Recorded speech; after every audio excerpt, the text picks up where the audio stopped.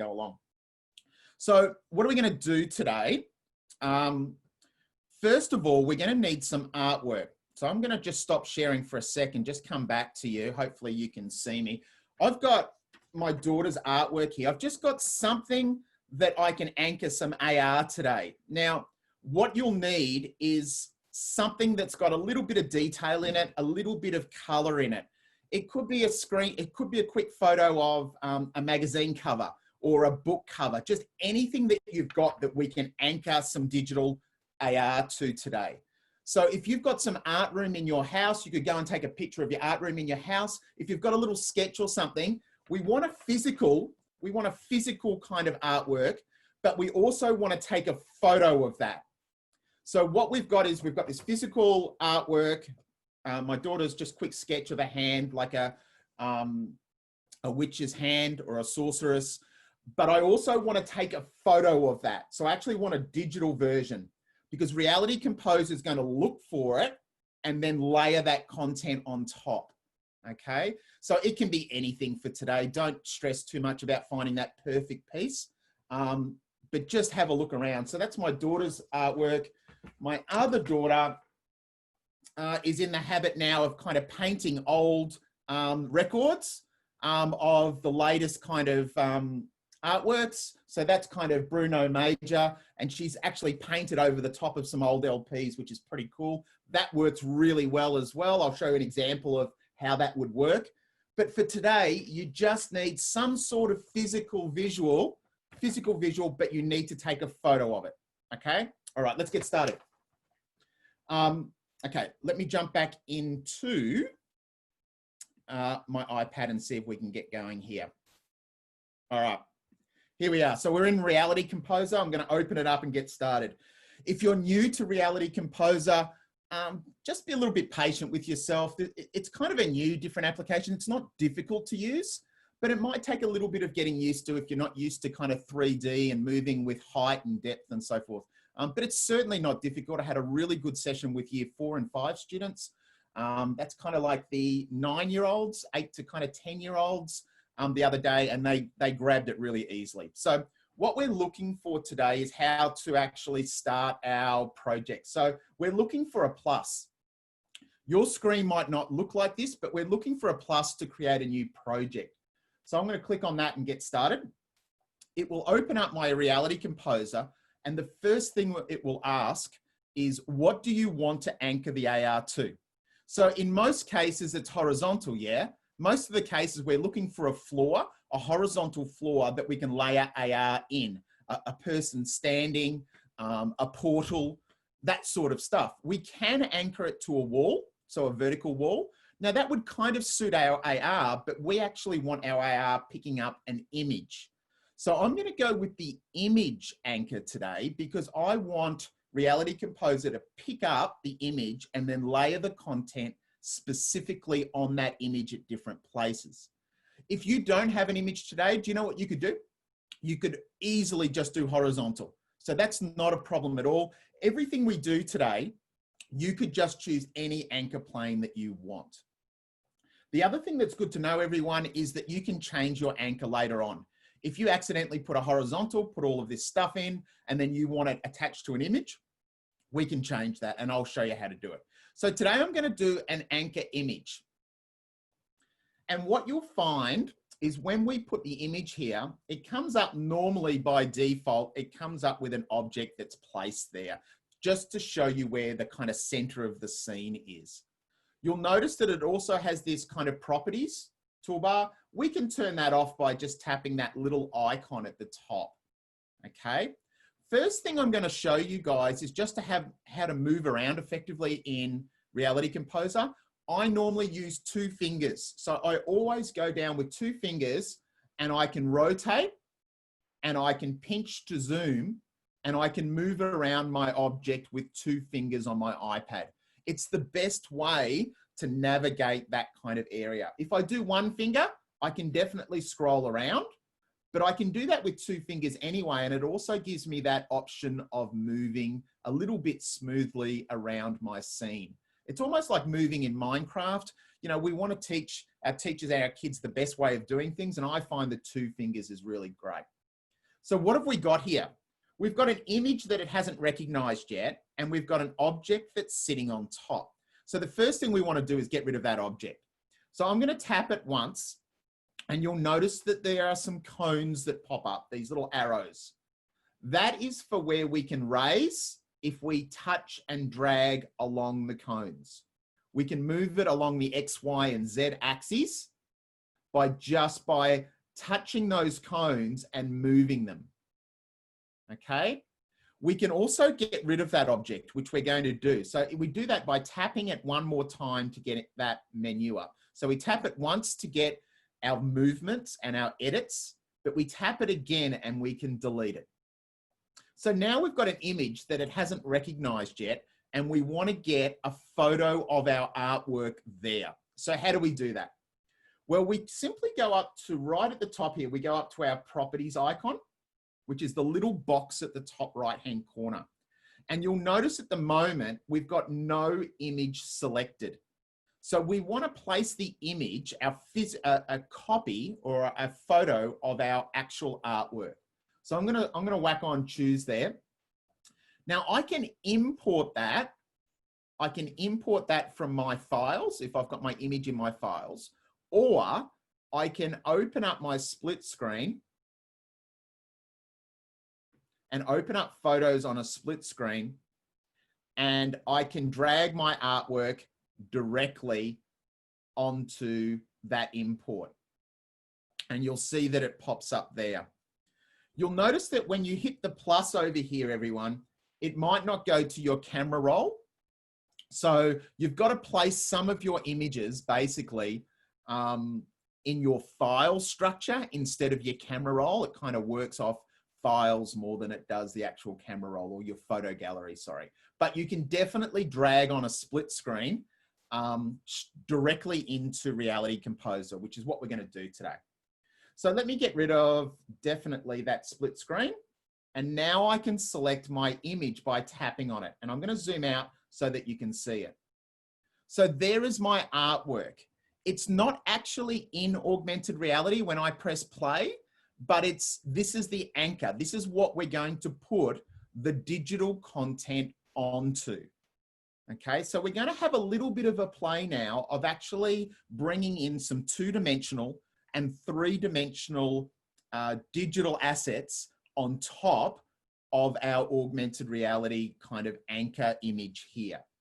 So you can see here, it's not a really flash piece of artwork, but it gives me a little bit of white space that I can actually layer some digital content on. And I always think about, we don't want to put our 3D content that actually detracts from the artwork. We want it to enhance our artwork.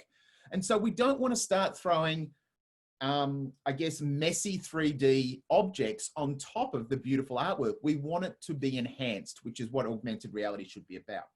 So what we're going to do is we're going to start layering some content there. So at the moment, we've got our properties open, but we're just really making sure that we've got our image asset down the bottom. And now we can start placing some digital assets. So I'm going to select my properties icon and just get rid of that menu. And I want to talk about adding content. So the first thing I'm going to do is I'm going to add some content from the Reality Composer library.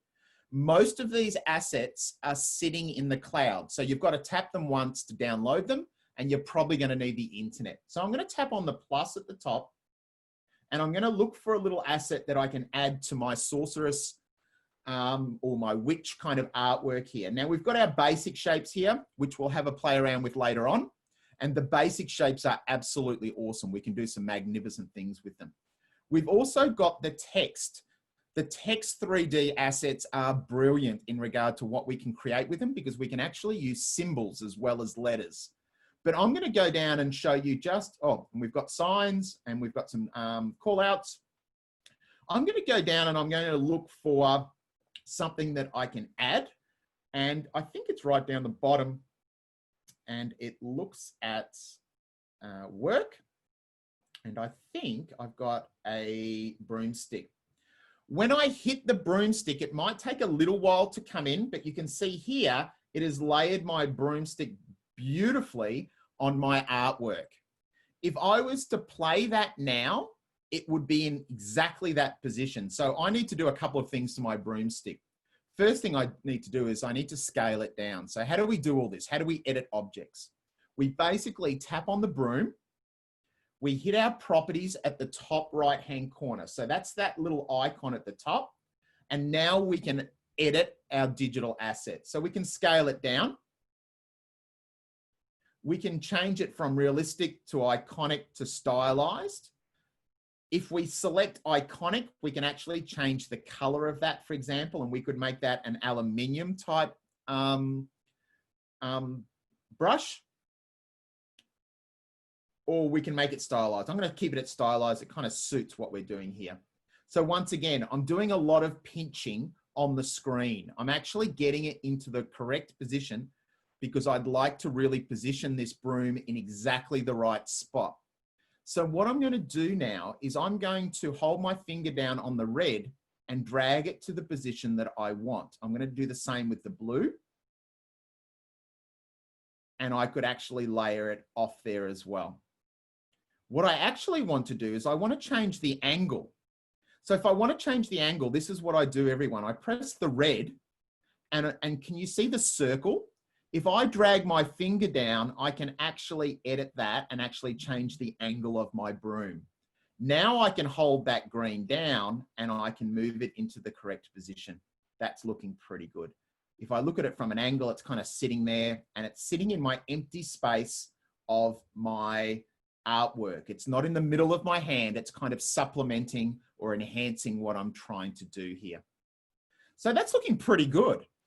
Basically what we're doing is we're adding digital and 2D assets, and then we're touching that asset and getting used to how we actually move it around. If you find it's not in the exact position that you want, you'll notice at the top here, there's the snapping, which allows me, if I turn that off, I'm going to make it a lot more accurate, but I'm leaving my snapping on at the moment. So that is how we basically add a 3D asset to our work. I won't get into too much in this workshop how to bring in 3D objects from places like Sketchfab and some external places. But when we hit plus, you'll notice that right at the top, we can actually import our own 3D assets as well. I think that's probably at a different stage because we want to get into some behaviors and some animations today.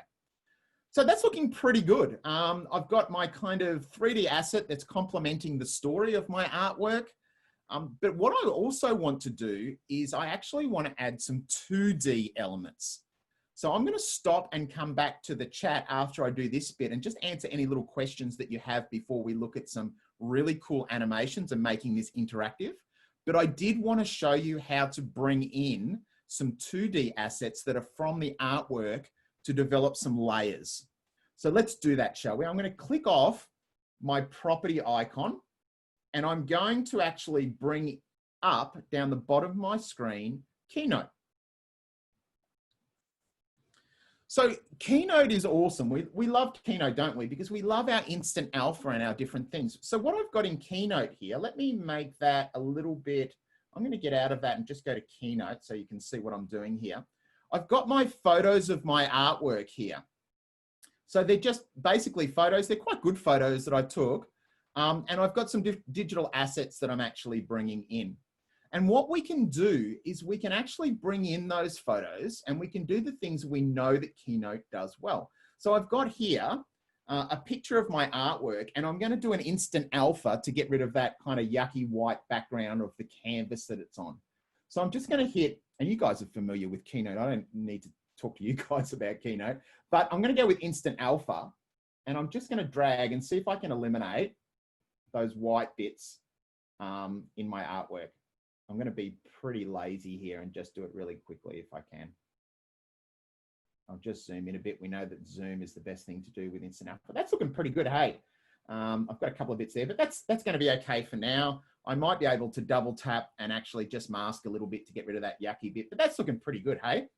So what I'm going to do is I'm going to drag that image directly into Reality Composer. This is super cool. I love this. So I'm going to open up now Keynote on a split screen. Now I could do this with photos too, guys. So I can drag my photos directly in here as well. And what I'm going to do is I'm going to hold my finger down on that mask and I'm going to drag it straight into, I might place it down here, straight into Reality Composer. I'm going to get rid of that so you can see it. How good does that look? So I'm going to position that and I'm going to raise it. And all of a sudden, I've got this beautiful layered artwork that's on top of my other work that I can actually move around. So it's going to hover off the ground a little bit. And obviously what you can do with that is you can do a couple of different things. You can see how that is kind of layered on top of my artwork. So when Reality Composer or my iPad scans for that image, I'm going to have my broomstick and my artwork that is beautifully layered on top. And I could actually do a couple of things with that. I could tap on that 2D asset and I could duplicate it. And then I could actually make that smaller by going up to my properties. And I could also raise it a little bit more. So what I'm doing here is just trying to layer my artwork and give it some kind of depth and substance. So now I've got that same asset 2 times it's layered. And even though it's a 2D asset, it's not 3D like my broomstick, it's giving depth to my artwork, which I really, really love. So combining the 2D digital assets with my 3D is really, really important because most of our students, when they're creating artwork, they've either got printouts or they've got it on their iPad. So why not use elements of my artwork to add that augmented experience to the artwork as well? The last thing I want to do is kind of grab this little ring here. So what I'm going to do is I'm going to jump back into Keynote really quickly and I'm going to bring in, hopefully I've got a close up of that ring, which is not great, but it's going to look good in augmented reality. So I'm just going to instant alpha that as well, just so I can kind of repeat that process. I'll get rid of that middle bit. That'll do for now. I'm going to Reality Composer, open up on a split screen my Keynote. By the way, everyone, if I'm going too quickly here, I'm actually recording this. So I'll reach out to you guys and actually give you a copy of this so you can kind of go through at your own pace. I'm going to drag in that ring. I might place it there. Oh, it's come over here quite big. That's okay. I'll bring that over here. Let's get rid of that. Let's scale that down a little bit. Let's raise it. And we might even just put it, we might even just tilt it a little bit. So it kind of looks like it's tilted like that. That's looking great. So all of a sudden, we've got our anchor image of our 3D, and we're starting to layer some digital content on top of my anchor image. So that if I go to an art gallery or if I go to your school and I hold up the iPad, we're starting to get these little pop-ups. So what we're going to do in a minute, after I have a look at the chat and just see if there's any questions, some key questions I can answer for you, what we're going to do then is we're going to make this interactive. So when the person holds their iPad or iPhone up to the artwork and these things pop up, what we want to do is have the user interact with the artwork. So we want them tapping on stuff, tapping on assets and things popping up, things actually interacting. So I'm going to do 2 more things before we get to that really exciting interactivity part. By the way, when I press play at the top, I can actually scroll around a little bit and look at things. It's not in augmented reality yet, but I can actually view things as I would the actual viewer there. So I'm going to hit my stop, but I can press the play, which is right at the top up here as well. I can actually view it in AR now, but I'm not going to do that. Excuse me. I'm not going to do that yet because I want to add a few more elements before I do. Actually, why don't I do that now just so that you can see how that's popping up. So I'm going to, in a minute, I'm going to hit AR and I want to, after I press AR, I'm going to press play and I'm going to see if it reads this image and see how the pop-ups are actually happening. But to be honest, I'm actually going to export this later on as what we call a USDZ file so that you can actually view it and share it with your friends. So we want to make sure that our friends can view this, but I'm going to view it in AR and just see how this comes up on my iPad. So it's going to look for the image. And there it is there. And it's actually anchored there to my actual image, which comes up here. And it's not entirely on it perfectly yet, but we're going to play around with that a little bit in regard to the different elements, but we'll certainly get to that stage as we go. So I'm going to click off AR and go back to my work mode. Yeah, the brush is kind of a little bit off the side at the moment. So we'll work on those sort of things as we go along. And I'll talk to you about export options too, so that you can share this with friends. Okay, so we've got some pretty nice elements here. We've got some 2D and we've got some 3D. I want to add two more things if I can. The first one is I want to add another little picture that I actually found on the Internet Creative Commons that looks like an old letter. And I want to interact with that. So I'm just going to bring up my Keynote again. And I've instant alpha'd this, and I'm just going to click and drag this over here because I'm actually going to use this later on, and I might position it. Let me get rid of that, and I'll reduce the size of it. And just move that to the side here. So I've got an old letter. It's kind of got a little scratch or a instant alpha that I've taken out the middle of the letter, but that's looking pretty great. So I've got all these different elements too. The last thing I want to put in digitally, is some text. So I'm going to go up to plus, and I'm going to show you how the text works. So if I select text, you can see here, I've got this beautiful 3D text. I'll move it over here so you can see it, that we can actually layer as a bit of a pop-up. So what I'm going to do is I'm going to click on the A. Once again, go up to my properties at the top, and I'm going to change the text. So I'm going to write something. I might just write a title. Let's write, I'll just say the past. And what we can do with that is we can change, obviously, the font and the style and all how the different colors. I might just go with a really simple kind of terracotta type look about it. I can raise that. And if you remember, if I hit the red one, I can actually rotate that as well. Let me try that again. I can kind of put that on a bit of a... So all of a sudden, I've got this text that pops up, and I've just put it right next to my broomstick. You can see there on the side, I'm kind of looking at the different angles that my AR art is kind of taking at the moment. That's looking pretty good. I'm going to move this so that I've got access to that letter. That letter is going to become important. I'll move that up like that. All right. So that's my digital, that's enough digital content for now, because I really want to talk to you guys about how to make this interactive when we actually view it. So the viewer's actually tapping on things, and we've got these cool little animations that actually happen. It's called behaviors, and it's right up next to my properties, and we're going to have a play with that. But I thought I'd come back to you first and just see if we've got any kind of pressing questions as we go along as well. Hey, Daniel Budd, can I talk to you? I've got two iPads. I updated to the iPad OS 14, and Reality Composer just bugs out straight away, so it crashes. So it's not going to work with iPad OS 14. Just thought I'd let you know. Erica, if that's you as well, it's not going to work with iPad OS 14. It just crashes. So just thought I'd let you know.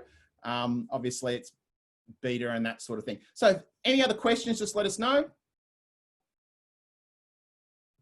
Yeah. So Stephanie, sometimes when you hit new project and some different things, it takes a while to open, which is interesting. So I find that this is actually using up a lot of kind of it's using up a lot of power on an iPad at the moment. So Reality Composer is the kind of app that I always open after I've done a complete shutdown and I've closed all the other apps that I've got open and my other tabs. I find that it needs that kind of a grunt, if that makes sense. And so it's actually using up, when you think about, we're creating 3D assets, we're viewing in AR, it's using up a lot of the iPad's power. So shut your other apps down. Make sure you've done a really good restart. I find that with kids, it works really, really well going forward. So once again, iPad or iOS, iPad OS 14, it's not going to work. simply because it's beta and a lot of those applications are obviously not working with it. So sorry, Daniel. Sorry, Erica. That's just kind of how it works at the moment in regard to kind of OS 14, which is great. Carlina, one of the things that is always good to do is to think about where have my assets actually gone. Often you'll find that it places them away from the scene. So you've just got to have a little bit of a explore and an investigation going forward before you can actually find it. So I reckon, I don't think there's a lot of, apart from the beta crashing, I don't think there's a lot of questions just yet. I'm just kind of going through. Yeah, there's some awesome, they're adding digital assets every single month, guys. So all those medical ones are really cool. And to be honest, someone mentioned about the possibilities. Possibilities are endless. Like we haven't even touched on physics and behaviors yet. You can do amazing simulations and some amazing things as well. So if we've got time at the end, I'll show you some of the other curriculum areas you might like to explore with Reality Composer. One of the great things about what we're about to do when we actually finish this and we export as a USDZ file is that you can actually load up that USDZ file to anyone. You can share it, you can put it on your learning management system.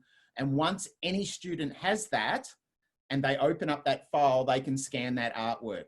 So once again, this is a prototyping app that's more about for app developers, but you can see the possibilities in regard to content creation, storytelling, and some of the other things that we've got here, virtual galleries, a whole range of different things, which is fantastic.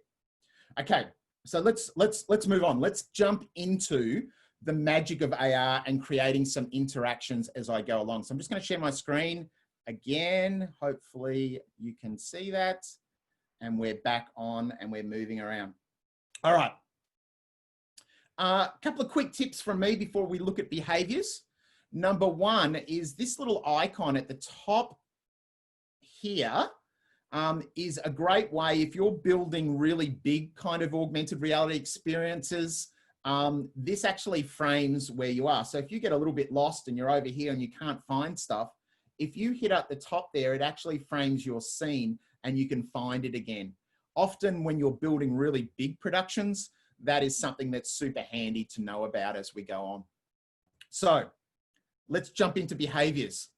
This is the magic. This is where we can actually make things move and make things happen. So what I'm going to do is I'm going to select top right-hand corner next to my properties. I'm going to select my behaviors. And down the bottom, it comes up with our behaviors, and we're going to do a couple of things here. The first thing we're going to do is we are going to make this little letter, we're going to give it a little Harry Potter kind of float action. So it's going to, when I tap on that, it's going to float up and do a beautiful little kind of Harry Potter magical little float. And we can do that really, really easily. So let's jump up. We're going to jump up to behaviors. We're going to add a behavior. And the one that I almost always select at the start is the bottom one, which says custom. It just allows me to kind of control the behaviors a little bit more. So once again, we hit behaviors at the top, right at the top here, we hit plus, and if you scroll down, you'll see custom. So really, basically, it's asking for two things. What's the trigger? What's the thing that's going to make it move or make something happen? Is it when I press play, is something going to happen automatically? Or when I tap an object, is something going to happen? So if I actually tap that trigger, it's going to say, Paul, what is the trigger? Is it when the camera gets close to the artwork? Is it a tap? Is it when the scene starts? Well, I actually want tap. So I'll do that again. I'm going to delete that and press it again. And right at the top, I'm going to do a tap. And it says, Paul, what object are you going to tap to make something happen? So you see down the bottom, it says affected objects and it says none. So what I actually want to do is I want to tap on the object. See how my letter has now gone green, and it says at the top, select the affected object. So if I press done, can you see down the bottom it says one object? You need to have an object there for this to work. So if I press choose again, you can see I can untap that and I could tap a different object, for example, like the broomstick, but I actually want to tap just that letter. And I'm going to press done.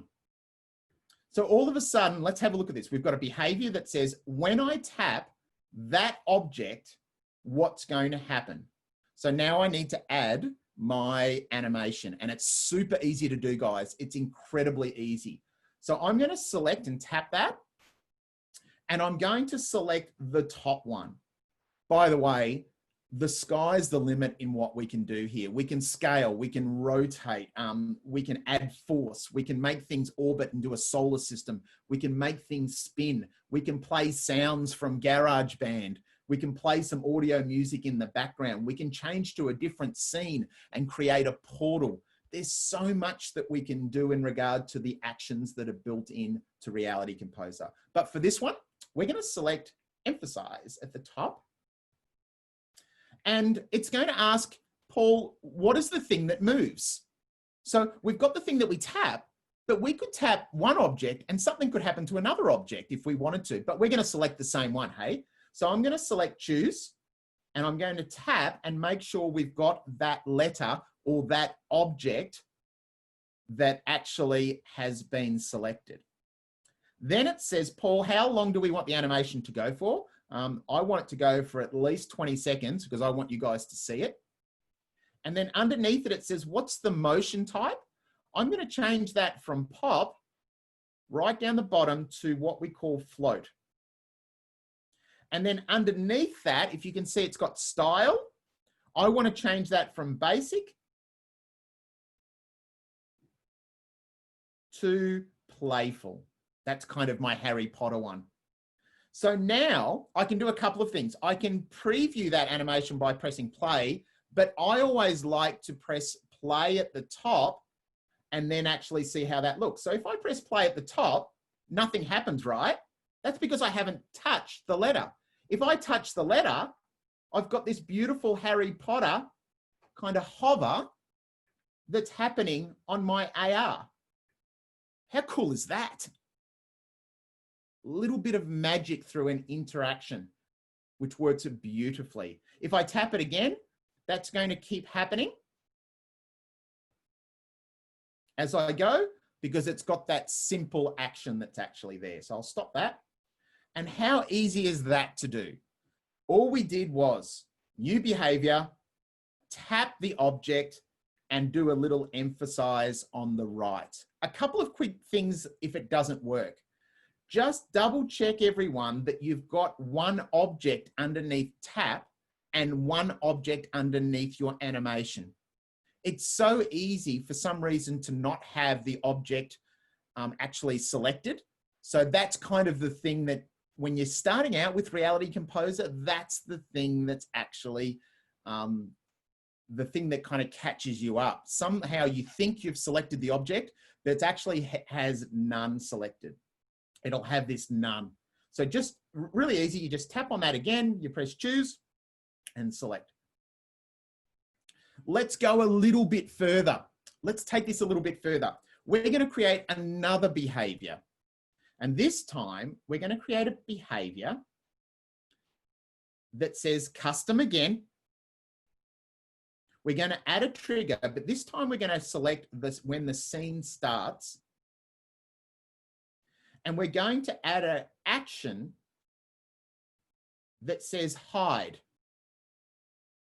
And we're going to tap on the text. We'll leave it at 1 second.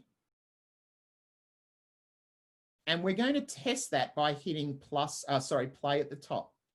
So now you can see when I play my scene, I've still got my action where I've got my hover on my letter, but can you see the text is actually not there? So we've created this little behavior that says when the scene starts, we're going to hide that object. Now you might see what we're going to do here. We're going to create one more behavior that says that when I tap the broomstick, that title is going to appear. So if I hit plus and I go down to my custom, And if I do tap and I select the broomstick, and then I go to my action and I go show, and I want this text to show. So I'm going to tap, I'm going to choose not the broomstick, unclick the broomstick and go text. We want it to appear, and we want it to appear for about 20 seconds. And we can also say what motion type. We want it coming from the left or behind. Let's go from above. And if I press play now, let's have a look at those two different elements. My first element is, okay, I can tap my letter and I've got this Harry Potter beautiful hover. But I've also said that when this scene started, my text disappeared and hid. But when I tap the broom, I'm going to tap it on 3, 2, 1, tap broom. And nothing happens. That's good. Oh, there it is there. It's just taking a while. And I'll tell you why it took a while to come down. What it basically said is I gave it too much time. The 20 seconds allowed 20 seconds for it to actually appear. I don't want that. So I'm going to go no duration at all, hardly. And I'll test that again. So now when I tap the broom on 3, 2, 1, I've got my text that appears straight away. So all of a sudden, we've got this artwork that actually appears when the user is interacting with the actual artwork itself. So I'm going to stop there for a second and just kind of talk about what we've just done. So we've actually layered some digital content on our artwork, and then we've added some behaviors that will allow the user to interact with the artwork itself. And we do that by adding these really small behaviors that we can add multiple behaviors, and we can even add sequences here. So we could actually say that that appears and then it floats. So we can actually add multiple sequences in regard to our work. Now, this is all well and good, but as we get a little bit closer to the end of our session today, I want to talk to you about how you export this and actually share it with your friends so they can experience this. And I think that's super important to do. So at the moment, you can kind of tell that we're actually in Reality Composer. Well, I want to be able to share it. Say I wanted to share it with Erica, or I wanted to share it with Daniel, or Stephanie, or Sally. If I wanted to share it with you guys, I'm not going to share it as this kind of file type. I want to actually export it as what we call a USDZ file. Now we do that by exporting it like we would a Pages doc if we were exporting Pages to a PDF or a Keynote to a PowerPoint. Any one of those things we can actually export it. So let me show you how to do that. Before we do anything, we need to just quickly go to our settings on our iPad. Now, in our settings for our iPad, if we try and find Reality Composer, mine's right down the bottom. We need to make sure that something is turned on. Actually, it's not down the bottom. It's about 3/4 of the way down. So you can see here in our settings on our iPad, we've got Reality Composer. If I tap on that, this is the one that you need to toggle on. And it's this one here. It says enable USDZ export, USDZ export, that we can export it. For some reason, it's not toggled on by default, and it doesn't allow you to export from Reality Composer, and that's super important. So if there's anyone from Apple listening to this, we need that changed and make that by default toggled on. I hope I don't get into trouble by saying that, but we need that changed so that our students and our teachers can export as a USDZ file. Okay, cool. So once that's toggled on, let's go back to Reality Composer. And all we're going to do is at the top right-hand corner here, the 3 dots, we're going to hit that once and we're going to export as a USDZ file. So if I export that, it's going to say, Paul, where do you want to, what do you want to do with it? So we could airdrop that. If Sally was next to me, Sal, I could airdrop that to you really, really easily, but I'm going to do, or Kurt, anyone that's on this, I could actually airdrop it to you, but I'm going to save it to files. It'll ask, obviously, your iCloud Drive or your iPad. I'm just going to put it on my iPad, and I'm going to name it just so I know what it is. I'm going to call this Learning Festival because that's kind of what we're in. And what that's going to do is it's going to package all that up, including the behaviors, and make a single file that we can scan that artwork. So I'm going to press done. And at the top right-hand corner, I'm going to press save. Now, I've now exported that. I've still got a Reality Composer file. So if I hit my back arrow up the top here, guys, I've still got that sitting in my gallery. Still got that sitting in my gallery. But I've also, if I go to my files, down the bottom here, my Files app, and I just get out of that, you can see here's my learningfestival.usdz file. If I open that, it's going to just open up a quick view and look for that artwork. So I'm going to give this a go. It's looking for my artwork. And there it is. How good does that look? So it scanned my artwork, and let's see if my behaviors work. If I tap on the broomstick, I've got my text. If I tap on my letter, I've got this beautiful hover over my artwork. How good does that look? I'm pretty happy with that. And so that is a USDZ file that has beautifully kind of layered all of my digital content over my artwork there. And I'm super happy with how that turned out. That USDZ file can be duplicated, can be shared. And anytime that file sees that artwork, we can actually scan that and you can share that with friends. So don't forget, we did an image anchor today, but if you just wanted an ordinary experience where just something opens up, you can just do a normal horizontal plane. If I can quickly show you just another art example, I think I mentioned before that I had my daughter's artwork. She's been painting these old records with, this is Bruno Major. And so you can see here, the artwork's got a lot of geometry in it and a lot of shapes. And so I've just used some basic shapes with some little spins and some followed paths to create a little anchor or an AR experience that goes on the top of that old record. So you can start to play with different aspects of layering digital content. Some could be actual artwork that's classified as an art animation, for example, or it could simply be information about the artwork. So what you layer is completely up to you guys, but hopefully that showed today how we can layer on top of the artwork itself.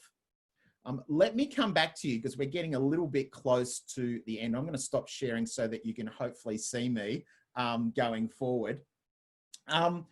So a couple of things just to, from my personal experience, what works better. Obviously, my artwork needs to have some good natural light. It needs to have an iPad that's kind of running quite well on a latest generation. Make sure that you've got that. What else does it need? If you've got a relatively old iPad, I think mine's relatively old now. It's got a lot of stuff on it. Make sure that you shut down other apps and just do a really good restart so it doesn't get glitchy. Don't forget, Reality Composer is also on your iPhone. You can actually create amazing stuff just on your iPhone. And our iPhones, for me, are more powerful devices in regard to being able to run AR.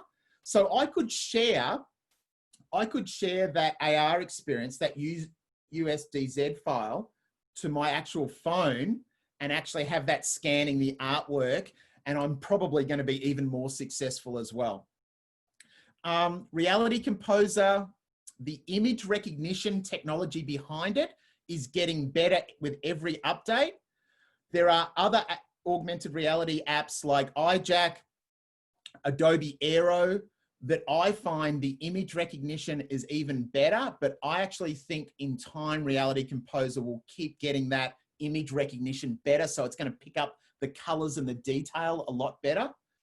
It doesn't like blank colors. So if you've just got some artwork that's just one color and doesn't have the detail, it requires the detail to pick up where you've put the assets. So if it's near the ring or if it's near the different aspects here, it's got to pick up where you've placed it. So it's not going to obviously work well with just blank colors in the artwork. So kind of look for some artwork that has a bit of detail that it can actually pick up on. That's just about it. I'm going to look through the chat and just have a look if there are any questions. Do you know what? I've gone awfully quickly. I get that. I kind of live and breathe this stuff. So sometimes I kind of feel things like just doing split screen, dragging over. People can do that intuitively. And I know a lot of us are at different stages with iPad in regard to what our experience. So I'm going to flick to you guys a recording of this. Hopefully it's okay if I record it. I might get into trouble, but that's okay. Just so that you can watch it back at your own space. I think that's pretty important. If I was learning something for the first time, I'd have my glass of wine, I'd be pausing and I'd be doing it step by step in a little bit of a slower manner. So I'll get that recording to you definitely. Thanks, JJ. Yeah, I'll watch that again at some stage. Yeah, sometimes a phone is more powerful than a laptop when it comes to viewing. A couple of other quick things that you might, if you're really thinking, hey, I've got some questions. A couple of quick things.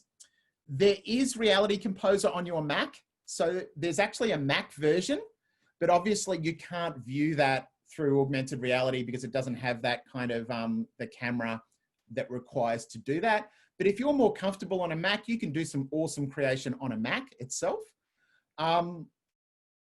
We've got a question here, a couple of questions. Someone receives the USDZ file. How do they use it or view it? They simply tap on it. They don't need Reality Composer. It won't obviously work on Android. Does that make sense? It's going to work. It's an Apple piece of software. So a USDZ file will open up on basically your iPhone, your iPad, anything with a viewer, if that makes sense. I know a lot of learning management systems now are now able to accept USDZ files. And so you can load up these things on a learning management system. The student just grabs it, opens it up and scans what they need to. Don't forget, it doesn't have to be an image recognition. It might be just storytelling where it's just anchored on the ground. So it doesn't have to be an image recognition. We use that as an example today going forward. I didn't catch, Stephanie said, I didn't catch how you use the file once you've saved it. Can you repeat that? So Stephanie, can I, yeah, okay, I can do that for you. So if I go to, let me share my screen again. So Stephanie, what I did, if I go back to my Reality Composer file, I'll just do that again for you. So what I did is I went up to my three dots.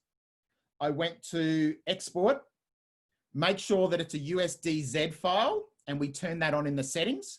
Press export, save to files. And do you know what, Stephanie? The thing that I always forget is I forget to change the name, and I think it's super important that you change it. And when you press done, there's one other step that I always forget, and it's the top right-hand corner that says save. You can tell where it's going to go, so I'm just going to put it on my iPad, press save. Then, Stephanie, all I need to do is go to my Files app, down the bottom, and hopefully it will pop up under Recent, Stephanie, down the bottom. So if I open that up, you'll see that it's looking for that image. See at the top there, it's actually looking for the image straight away. So when I open that, I need to scan it pretty quickly. It's actually looking for it. Or I could select object and have a look at it without, but you actually want it in AR at the top. That's what you actually want to view it in, if that makes sense. And once again, it's got to pick up that, that image going forward. Stephanie, I hope that answered your question. Yep. Cool. So that's it today. I'm actually, how many people have we got in this still here? Let me have a quick look. We've still got 82 people. I'm wondering if it's brave enough to unmute everyone so that everyone can have a chat, but it's going to be a bit crazy, I think. But look, I hope you found that useful today. I actually think Reality Composer is the new creativity kind of app for the future. I think what our students, I'm already seeing some of my younger students do amazing stuff, from simulations. You know, you can create digital games, knock 'em down games. You can do Angry Bird games. You can do simulations. You can do portals. You can do art galleries. You could do absolutely anything your imagination comes. And don't forget, it doesn't have to be to do with an image. It can be just placed on your desk. And if I can actually just share that really quickly with you, how we do that. So if I go to my desktop now, if I open up a reality composer that doesn't have an image anchor, let me go with this app icon here. Oh, by the way, Reality Composer, what an awesome app to do 3D modeling with. This is just a basic square cube that I changed the properties by going to, open that again, just crashed on me. By simply going to the properties and changing the cube. And this is actually a horizontal anchor. This is not anchored to an image. So if I press AR, if I've got any here, I can actually view that in AR just by kind of looking at it and layering it on my desk. So I don't have to have an image to actually view AR. I can just use an anchor at the top. So don't feel like you need an image. I just use that as an example today. A lot of people are looking at art and how they can actually use it. So fantastic. I hope you got something out of that today. I hope you have a wonderful learning festival. I'm missing all you guys tremendously, to be honest. I kind of had a bit of a moment the other day. I think Stephanie mentioned it as well, that being able to catch up face to face is something that I'm missing tremendously. So hopefully we stick together and everything is going well. I'm going to see if I can unmute all of you and just see if we can go a little bit random and say hello in the last 10 minutes. Let's see if I can actually do that.